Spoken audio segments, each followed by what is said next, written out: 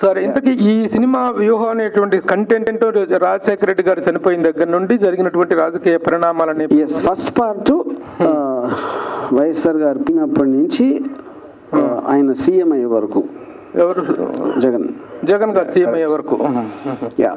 అంటే దాంట్లో జరిగినట్టు రాజకీయ పరిణామాలు మొత్తం ఎవరెవరు ఏమేమి వ్యూహాలు పన్నారు. ఇప్పుడు జగన్ గారు జైలుకి వెళ్ళటం అన్ని అవన్నీ ఉంటాయి. మరి వివేకానంద రెడ్డి హత్య కేసు కూడా ఉంటుందండి? ఉంటుంది. అది కూడా ఉంటుంది. ఇంకా ఇంకా క్రిషియల్ అది అనేది వదలలేదు, అన్ని పెట్టేశాను. కోడికత్తి కేసు కోడికత్తి కేసు కూడా ఉంటుంది. కోడికత్తి కేసు అది మీరు చూడండి సినిమాలో.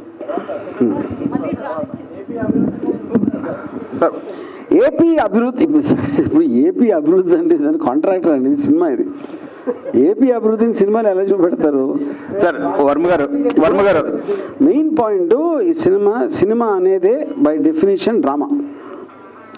అప్పుడు జరిగిన ఇన్సిడెంట్లు, దాని నుంచి ఏమేమి జరిగినాయి అనేది ఒక డ్రామాటిక్ ఆస్పెక్ట్లో చేయటం అనేది అదే నేను చేసింది.